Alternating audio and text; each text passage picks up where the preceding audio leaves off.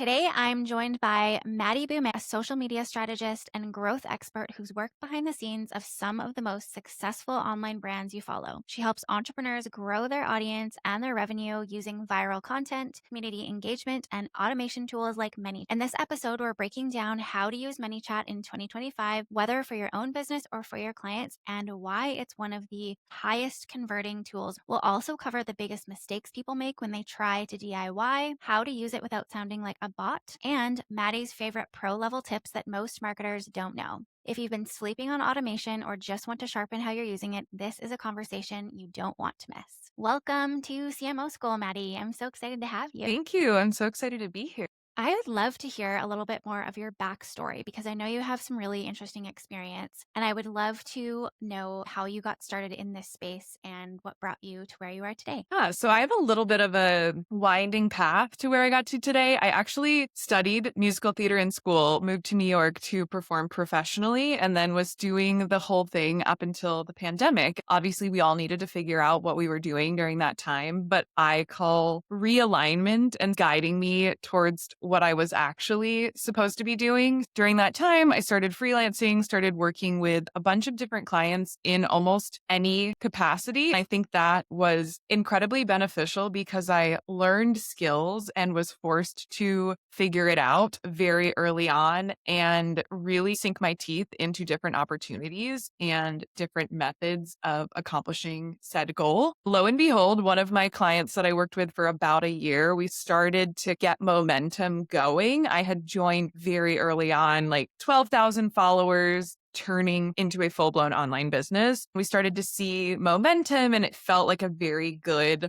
pairing because they were looking to grow. I was a young 20 something who just wanted to learn and try new things and say, what about this? And what if we do that? It turned into this beautiful working relationship where I basically got this playground of let's see how we can grow this business through all of these different mediums. TikTok was starting, Reels had come out during our time of working together, and it really caught like wildfire right up until I left. I think we had crossed over 500,000 Instagram followers, over 200,000 on TikTok, New York Times bestseller. So it really grew into this beautiful online business. And then I also feel so fortunate and privileged to have gotten to play a hand in that because I call it real life business school because Yeah. I was able to be in every facet of the business in a way that you just wouldn't if you were coming into an already pre-established startup or even Yeah. more corporate setting. Yeah. So I I love did that. that for a bit and then more recently realized some of the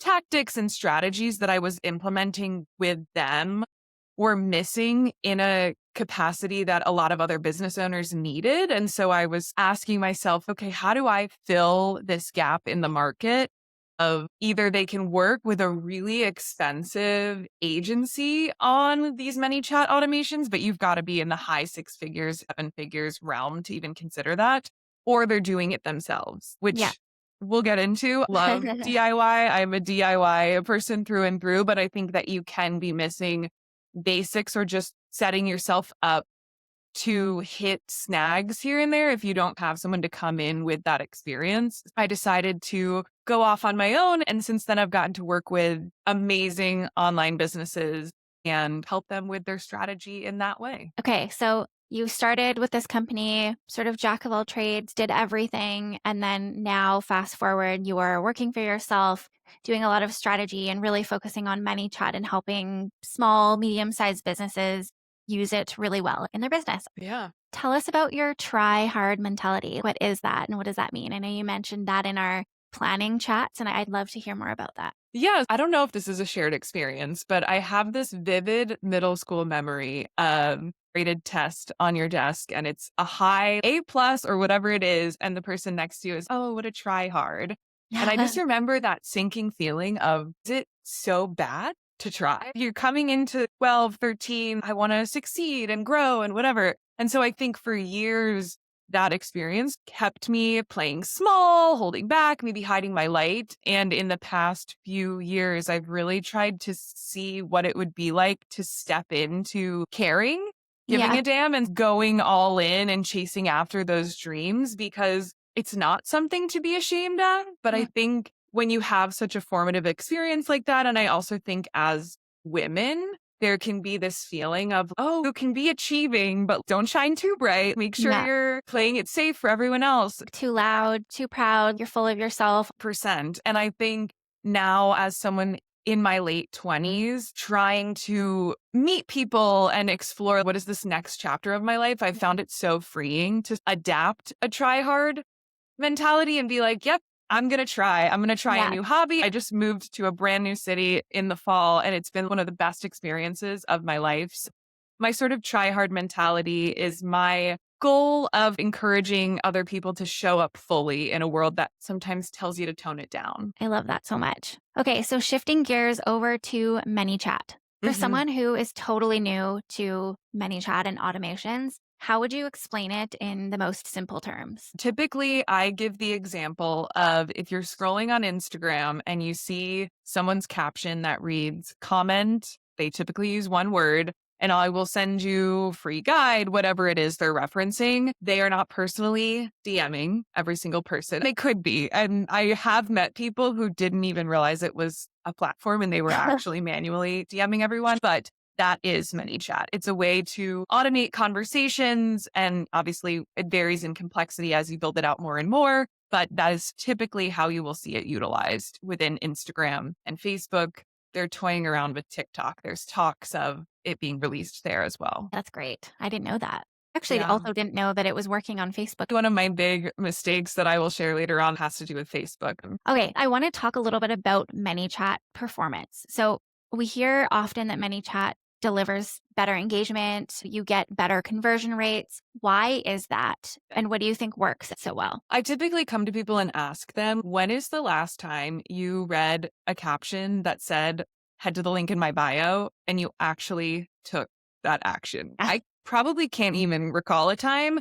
And I think on a bare bones level, that's why we see so much success, because in the past, when you used language, click the link in my bio, you are requiring the viewer to take all of that action. They have to have the thought, head to your profile, click the link. Now on Instagram, you can have 5 links. So they've got to figure out which link it is, wait for it to load, fill out their, it is so many steps. And with every step you add to the process, people are going to fall off. Yeah. So right then and there, that is like a bare bones level of why we're seeing better follow through and engagement in general. And then furthermore, unlike a form, if someone goes to a form and they don't complete the form, say they don't put their email address in, we've missed our window of opportunity. They're gone. If we're using a ManyChat automation, we can follow up and increase them following through and actually completing the automation. Okay, so what are the most common misconceptions you hear about ManyChat? Yes. Yes. Anytime I post anything about ManyChat, I'm mentally like,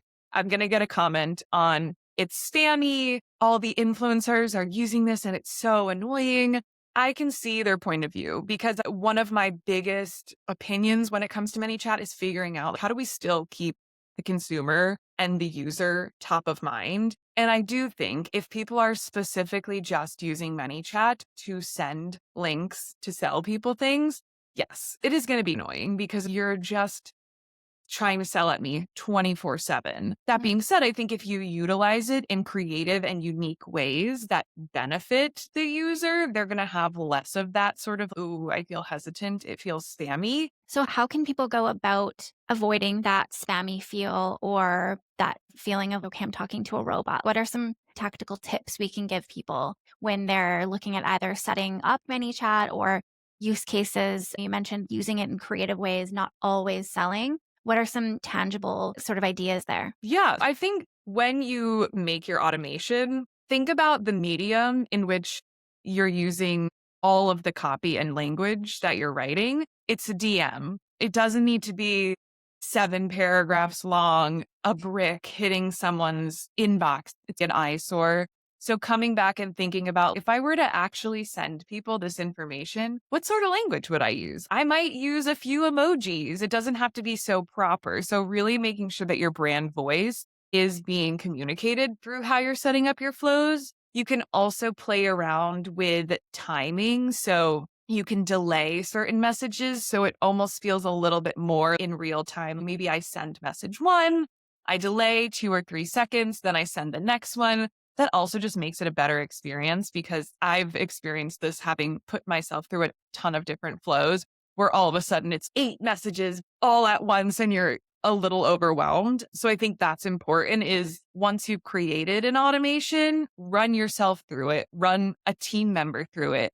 I even joke around, run someone who isn't in the marketing world through it, who's not going to look at it in the lens of, I see what you're trying to get me to do here. Run your significant other who rarely goes on Instagram, because I think that's a helpful reminder also to see how do they utilize it and are they taking the actions I want them to take? Because I Yeah. think we can often draw or jump to conclusions of, oh, it's so simple. You just click this button and the rest of it works. You can also get a little bit more personalized. You can add GIFs, if that, or GIFs, however you want to say it, into your automation to make it a little bit more fun. I always say continue to go back to that brand voice. And if that aligns, amazing. You can add voice memos or videos within the automation. I would say use them sparingly. You don't want to then become every single message is a video message from you, because that also is very obvious that you're not actually DMing in real time. The one thing that I do go back to when people decide to use voice or video messages is making sure that the key takeaway of what you're sharing with them is available in text form underneath it. Just because nowadays a lot of people are not necessarily wearing headphones, listening in real time. And then you also want to make sure that your content is accessible to anyone Yeah. who might be hard of hearing or anything like that. I love that. Okay. So are we hoping that people think we're really DMing them, or are we all on the same page? Hey, this is a bot. And we're just at the same time still trying to make it feel like it's me and my voice. I'm curious what your thoughts are there, because I have seen both sides of it where I've seen the AI messaging say something to the effect of, hey, this is Chelsea, Jess's bot. I'm sending this over to you. It's very overtly acknowledging that it's not me. But then I have also seen the flip side where it's put together to feel really authentically like the person. But I'm curious to know your stance on that. I never want to trick someone. I think at this point now, because it's been around for so long, if you comment something and instantly get that message, I think people are aware enough to assume, okay, this is not Maddie who's readily on Instagram at all hours Yeah. of the day, ready to send this DM. So I think towing the line between making it feel like you're caring for them and their journey and whatever their needs are. But I'm not one to be like, let me trick you into thinking this is actually me. Okay, I love that. All right. So, a lot of our listeners are marketers or fractional CMOs. And usually we're putting together marketing strategies or launch strategies or campaign plans for our clients. How do we know when it's time to bring in ManyChat for a client? And do they need a large following, certain products or offers? What are some sort of signifiers that you would look for in a client? I think following is not necessarily going to be a black or white thing. Oh, you need to have this many followers before you should even consider it, because I think as more and more creators and businesses have popped up, we've seen huge audiences that have no engagement, and then really smaller accounts that their engagement is through the roof. I've even seen it working with a variety of different businesses where one business, we put an automation live and it is 10 comments within the first 30 seconds versus the other. I'm like, okay, it went live. I'm ready to check the back end and make sure things are going, and it's trickling in. So I don't necessarily think you have to wait until a specific follower count. You want to think about what are the end goals of the launch and try out first and foremost, getting email addresses and bringing leads off of your social media and onto something you actually own. That's going to be my first priority with someone instead of just saying, oh, let's send people to a cart link.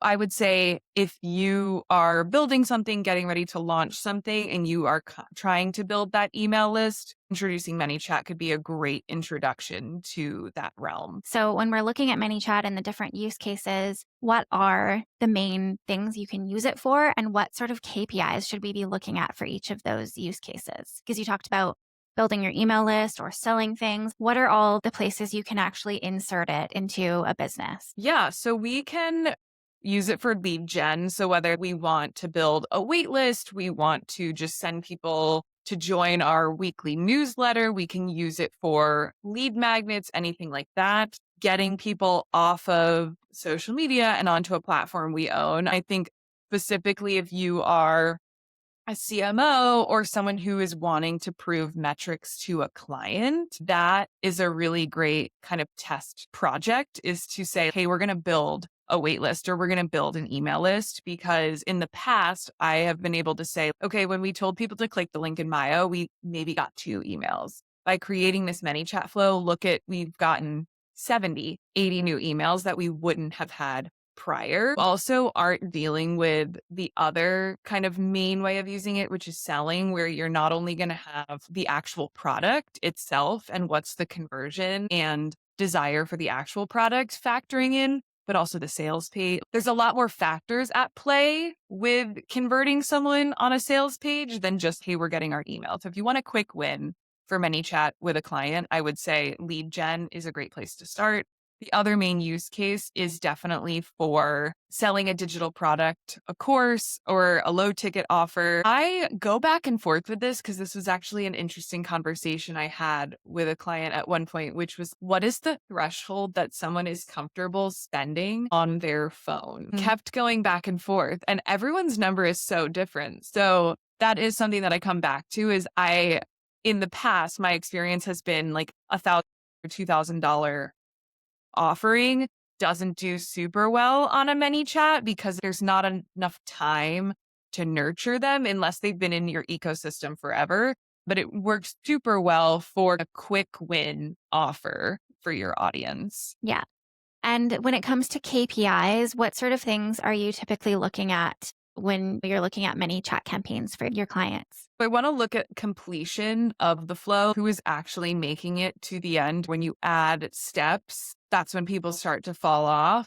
I will also look at how are people interacting with it and is it user friendly? Is it obvious what they need to do? Because there are a few logistical steps here and there with the ManyChat flow that are required from Meta, where it's like, if they've commented, they have to take an action for us to be able to do any sort of follow up. So making sure that's clear and coming back to it. I think that's the one thing that I always try to remind people of is it's really not a set it and forget it strategy. You have to put it out there, start sending people through it and see, oh, wow, everybody hits the wall here. This is the sticking point of the automation. Okay, let's split test a different option. Let's try something else. So I find that's really helpful. And you will also get audience feedback. I Yeah. had one client where no one wanted to be asked their first name. And it was just one where we had to acknowledge that could be annoying for email marketing, but for the sake of happiness and dealing with negative feedback, we would be like, hey, what's your name? And people were apparently not happy with that. So we Yeah. had to adjust, but it is important to take into consideration what are people actually experiencing as they're Yeah. going through. And then Yeah. the other thing with metrics that I think is important that it provides you with is you can set up a randomizer, which is just another way of saying a split test. So I think that's really helpful as you're testing language and trying to increase those click through rates or how many people open. I think determining what's that opening line that people are seeing in their messaging inbox. I built a flow for someone and we did a follow up that was like, by the way, dot, dot, and then it asked a question. And even though I built the automation myself, sending myself through it, I was like, oh, so-and-so messaged me, by the way, ooh, what are they interested in knowing? And it totally worked.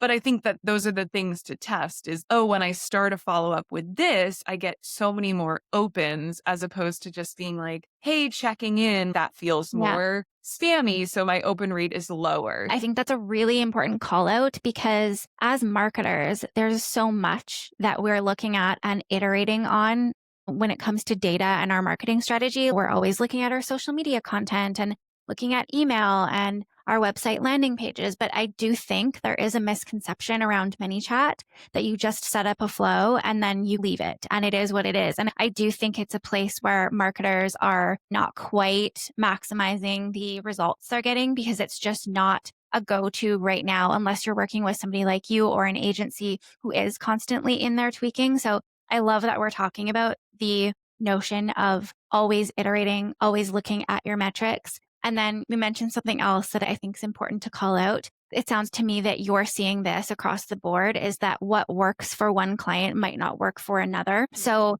when you're putting together a flow or a strategy, this testing and this notion of figuring out what works in that specific audience and with that specific offer, that seems to be a really important piece. Is that something that you're seeing often? Totally. And I think the challenge of, and going back to the spammy, oh, it's so spammy, almost saying, okay, I take your it's spammy comment and let me see how I can get creative in achieving the same goal in a way Yeah. that fits for my audience. So, an example is instead of just doing a generic, hey, I want your email address or whatever it is, with one client, we made almost like a Cosmo esque quiz that lived in the DMs because who doesn't love a little, oh, let me see what my answer. It's very BuzzFeed style. Yeah. But then at the end, in order to get their results, we asked for their email. And it was just a fun way to get people used to also interacting with ManyChat in a way that's not just selling.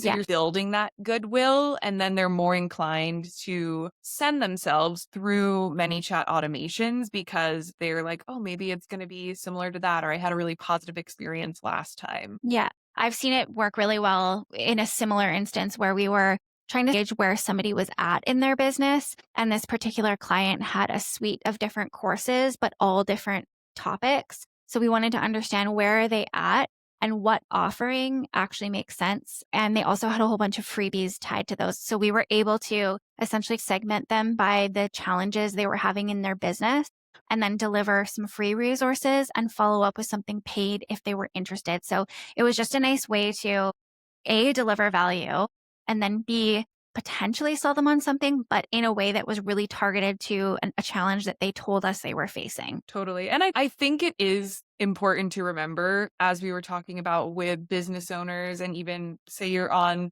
the social media team for a business, understanding there's levels to utilizing it and making sure that you have set it up correctly.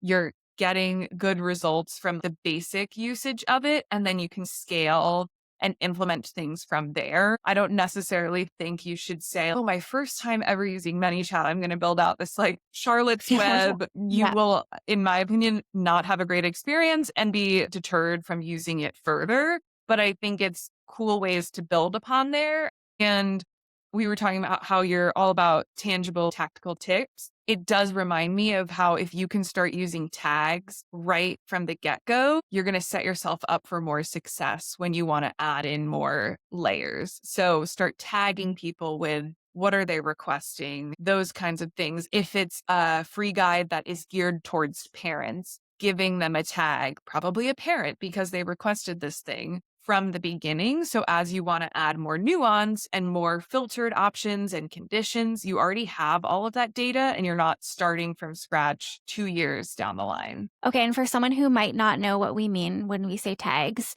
can you just explain that a little bit more for maybe some of our marketers who are just starting, or sometimes we have brands listening that are new to this space? It's very similar to how you would be able to tag people on an email list. You can do the same thing in ManyChat. So anytime they take a different action, you can add this lead magnet requested, this lead magnet delivered, and things like that. If you add a tag in ManyChat and you do have your ManyChat account linked to your email platform, they do not transfer. So know that even if you're tagging someone in ManyChat, that's a different tag ecosystem than your email tags and anything like that. They're not related. That's super interesting to know. And do you think you need both? Do you need to be tagging them in your email system or CRM as well as ManyChat? I'm a big data fan. I'm probably an over tagger. If the time comes, I will have so much information on these contacts, but I think it is important to tag in both places. And we were talking about quick wins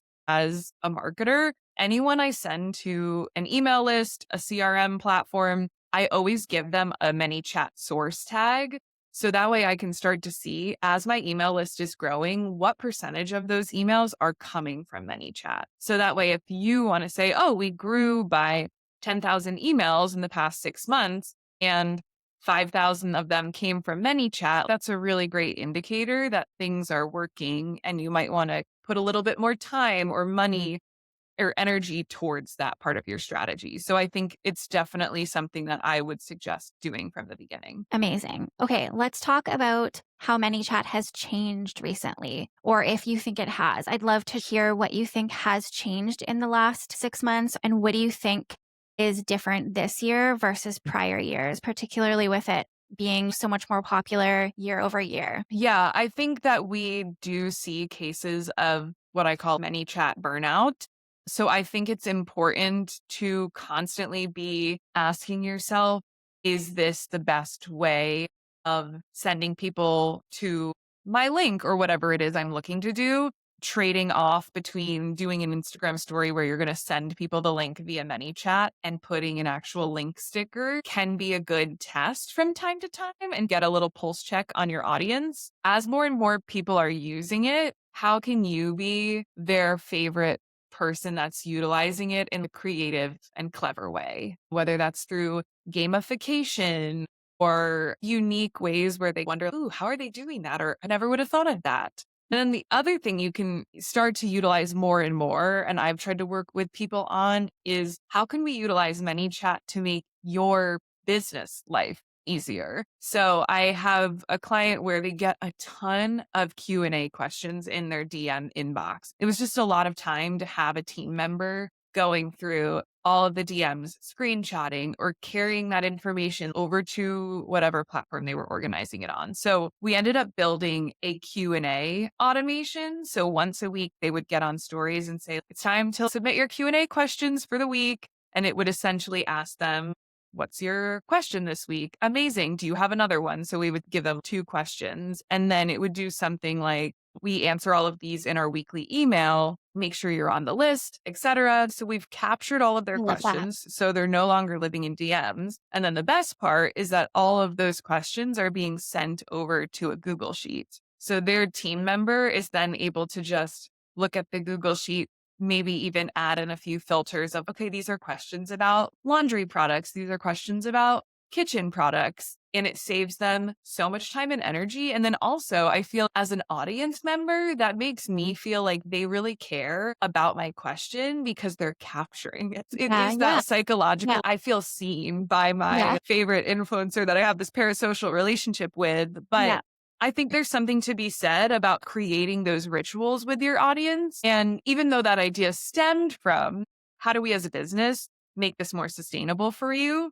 I think it had a positive impact for their audience and community as well. I love that. And that is also very creative. It's thinking outside the box of what you would typically see ManyChat be used for. Do you have any other kind of cool creative examples you can share just for inspiration's sake? Yeah, this one has been super popular and it is like a gamified giveaway. We did it one time during Halloween and it was like comment trick or treat. And then you got sent through this flow and you clicked a button and it would randomly decide what you won. 2% of the audience won the free item. And 98% of those who entered the flow got either a coupon for a discount code or maybe a free bonus that is only available typically behind a paywall or attached to a paid product. They got free access to that thing. So that has a I lot of love that. positive reception. I think the Mhm. old way of doing giveaways is a little bit just a quick follower, flash in the pan. Yeah. And then typically once you announce, oh, these are the winners, a decrease in followers. Yes. So I think that is just a more successful way. It's fun and it creates that engagement in the DMs that isn't selling. You alluded to this earlier, but I think if you are someone who has an extensive back catalog of content, if you're a blogger, a YouTuber, if you have hundreds of podcast episodes, resource flows can be a really great thing to add. So say for me, someone were to opt into my free introduction to ManyChat lead magnet. I might then 5 minutes later say, hey, I'm guessing you're new on your journey. I wanted to send you a few YouTube videos and a podcast episode that you might find really helpful. And it's more free content. I'm not immediately trying to sell them after they've opted into one free thing. I'm building that relationship, nurturing them, and keeping myself top of mind. So that way, when they are ready to work with someone or they see a tiny offer or a product I sell, they might be more inclined to purchase because I've gone that extra mile of providing free content. So Yeah. those are quick wins of just also getting more eyes and views out of your own content because I think Yeah. when you're creating so much, the more you can get out of it, the better. Yeah. And you're really just building goodwill, growing your authority as a marketer or a CMO, shifting your mindset and thinking of ManyChat as just another channel and approaching it in the same way with the same sort of strategic lens and diligence that we would another channel. So the notion of testing and iterating and nurturing your leads or your following, not always selling. You wouldn't just send out sales emails all the time. I think there's a lot that can be probably carried over from a strategy perspective and the way you're thinking about the channel over here, which is, I think, great and almost takes the unknown or the worry away of, oh my gosh, I don't know this channel and how do I integrate it for my clients? You already know the foundation. You know what makes a good nurture sequence. It's just figuring out how you're going to craft it on a new platform. I love that. And brings me to my next question. So, how does somebody know when they should be bringing in a ManyChat Pro or when they can DIY? And I'm curious, sort of the distinction there. And then also the biggest mistakes you're seeing when people are DIYing their flows. Yeah, I'll start with some of the mistakes I see and then can go into when you might decide to work with someone's biggest mistakes, not testing. It sounds simple, but it's a good practice to get into just so you can make sure it's working, make sure it's on. I think when people are not including tags, that can be a missed opportunity of just getting more data and information. We talked about this, but I think initially when people are DIYing, they have a very strong desire to just send people to an opt-in page, which is a good step point five. But I would say skip sending people to an opt-in form. It's missed opportunities. It's only a hair better than sending people to the link in your bio. So that's a missed opportunity or mistake. There's a few trigger setups that catch people up. So that could be why something's misfiring because you've not set up the trigger conditions correctly. And so instead of when they just send the one word, it's when whatever message they're sending includes the word. And so if you're noticing people are sending me these nice, long, thoughtful messages and my ManyChat flow is firing in the middle of it, that's likely the case that's happening there. A more complex sort of mistake I see a lot is not following up. You have this resource available to you to say, hey, I didn't get your email. So definitely utilize it because you will see that completion rate increase by implementing it. When it comes to working with someone, it's hard because I think everybody has a different threshold of what they like to do, how easy it comes to them, and their other workload or bandwidth they have in their business. I immediately loved it because it's like math meets create. I enjoy it. Other people look at it and think to themselves, you could not pay me enough money to try and figure out how this works. So I think you have Yeah. to be realistic with your own wants and desires. I think if you are a bigger business that is doing six figures already and you have team members or your social media strategist who's utilizing it, I think it can be helpful to have someone come in and audit and give a little bit of, ooh, these are missed opportunities, or are you thinking about this, or just get a fresh perspective.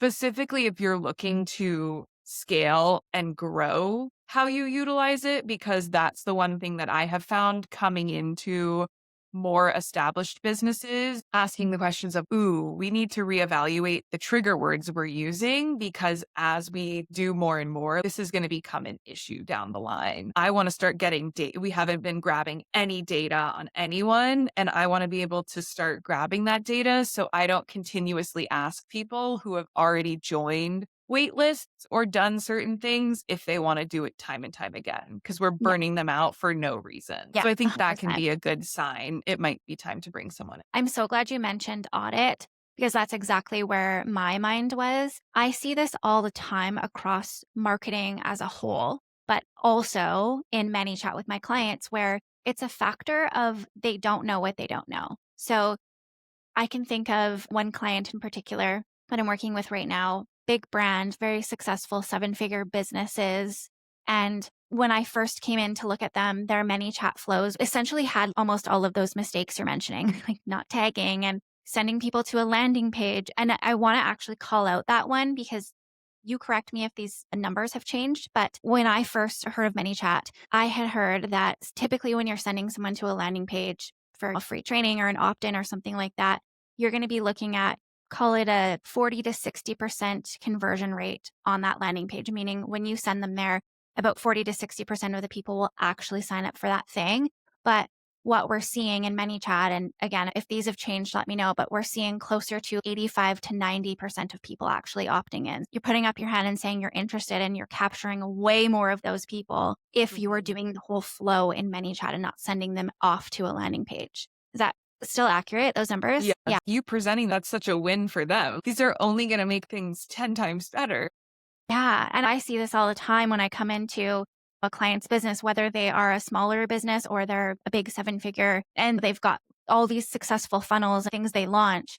I do see these low hanging fruit wins where you come in and they just don't know. They think they're ticking the box of, oh, we've got ManyChat and we've got this set up. And you, as the expert, you're able to come in and see these small tweaks they can make that will sometimes double their results. It's really just tweaking what they're doing instead of a total overhaul. And I love that. Totally. You actually just reminded me of one other thing that I think can be cool if you are in this phase of expanding or trying new things and you have a leaner team. And I know operations speaking, every online business is so different. But if you find for your team building out a whole email automation to test a new lead magnet, because you have to build the opt in page, you have to build the thank you page, then the lead Mhm. magnet itself, delivery email, all of that. If you find that to be just not something that you have the bandwidth for, you could try testing the lead magnet concept with ManyChat. So DM the word, see, okay, how are people reacting to this concept?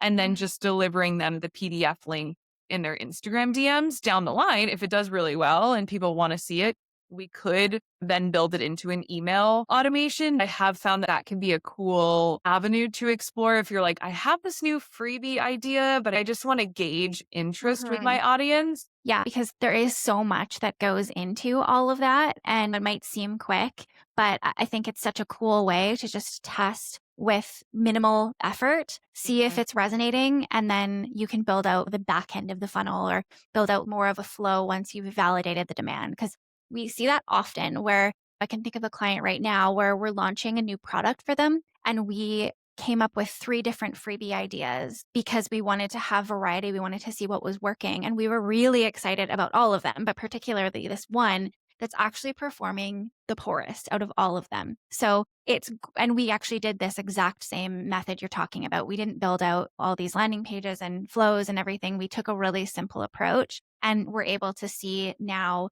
okay, it's not actually really worth doing anything for this lead magnet. It's not performing. Let's just abandon that one, go in on these, and then down the road, if we need to, we can introduce some more at the front end of this funnel. Yeah. And language too. Even just testing if I phrase the lead magnet this way versus this way.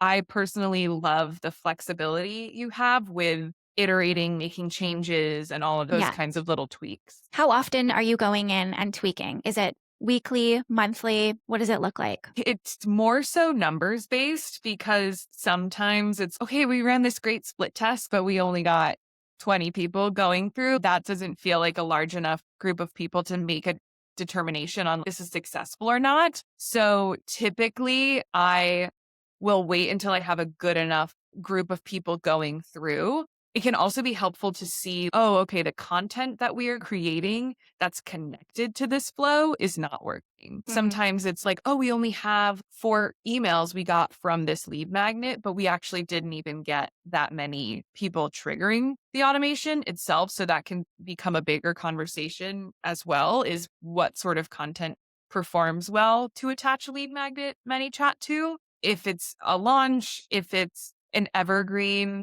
option, I do like to do split tests from time and time again. I don't know if it's just the nature of ManyChat. Never get like 25%, 75% split test percentages off. So sometimes it's tricky to be like, oh, this works, it doesn't. But it is helpful to know, okay, if we add images of the product, it doesn't do that much for Yeah. the click-through rate or things like that. I am a big fan of if you are doing a launch version of an evergreen product, making it its own ManyChat automation, almost making a new flow for that launch specifically. So that way, once the launch ends, I might go back to that evergreen flow. I might iterate on a new evergreen flow based on how the launch flow went, but I have historical data of how that Yes. launch performed last year. So Yeah. I do think that's the other mistake I see is people building one automation and just sending everything through it. Sometimes it's helpful to duplicate and use Yeah. them in different time frames. So you can say, this time last year, when we ran this sale, this was the language we used and we got these results. So this year, let's use that and split test it against whatever it is. I think we just created a freebie for you, the biggest mistakes in ManyChat and how to fix them. It's in progress Ready? right now. There we Okay. go. Like I said, I'm a firm fan of DIYing. And I think that's one of the reasons I did want to go out on my own is because I saw this gap between agencies that you could bring in and business owners who wanted to do it themselves, because I do think there's power in autonomy. So Mhm. that is one of my goals is really equipping business owners with the confidence, because a lot of it is the confidence. And sometimes you Yeah. have to remember things are going to happen. I always give the story of I'm not a big emoji trigger fan, but at the time we were using the speech bubble trigger emoji. We put up this post, and this was definitely the client where you put up a post, you're getting 30 comments within the first 3 minutes. And all of a sudden, we're getting a ton of comments that are just 3 period marks. Like, dot. Lo and behold, people were comment. If you look at the inside of the speech bubble emoji, it is 3 dots. And so people were commenting like the 3 dots. I share that to say, as you are DIYing, and even myself, I have moments where I'm like, this feels so clear to the user, and it just wasn't. And it's learning and iterating. I would say don't beat yourself up as you are DIYing and experimenting and exploring. Things happen and everything is a learning opportunity to refine and craft it even more strategically. Yeah, absolutely. I totally agree. Thank you so much for sharing everything, Maddie. I feel like I could just talk to you all day long. If people want to find you and connect, where can they find you and learn more? You can follow me on Instagram or TikTok at livelikemad.co. My website's livelikemad.co. And then if you are a LinkedIn fan, you can find me at my name, Maddie Boumet. Thank you so much. Whether you are brand new to ManyChat or you've been using it for years, I hope this conversation was helpful and sparked some ideas for you and gave you a little bit of a twist on how you could use it in 2025. I really think one of my biggest takeaways was the notion that you treat it just like any other channel, looking at it strategically, testing, iterating, all of the things we would do on other channels, looking at that balance between nurturing and selling and making sure we're actually serving and being really creative with our content and incorporating our brand voice. So thank you so much. You can connect with Maddie at livelikemad.co on Instagram. So, if you're building a fractional CMO business and you don't want to waste years figuring it out the hard way, Fractional CMO School is open for enrollment and we'll give you the step-by-step roadmap that I used to build my business to 6 figures in 6 months and then $1 million per year with a small team of 2. There's expert coaching, one-on-one support, and whether you are an aspiring fractional CMO or you're growing, you're trying to figure out how to scale your team or do the role in a way that doesn't lead to burnout, it is a great fit for you. And you can learn more at thecmooffice.com. If you love this episode today, here is what I would love from you. Take 30 seconds to rate and review the show. It helps more marketers and CMOs find this content. Hit follow or subscribe so you never miss an episode. And if you're going to implement any of this or you have questions, please don't hesitate to reach out in my DMs on Instagram. I would love to support you. And thank you for listening. I will see you next week.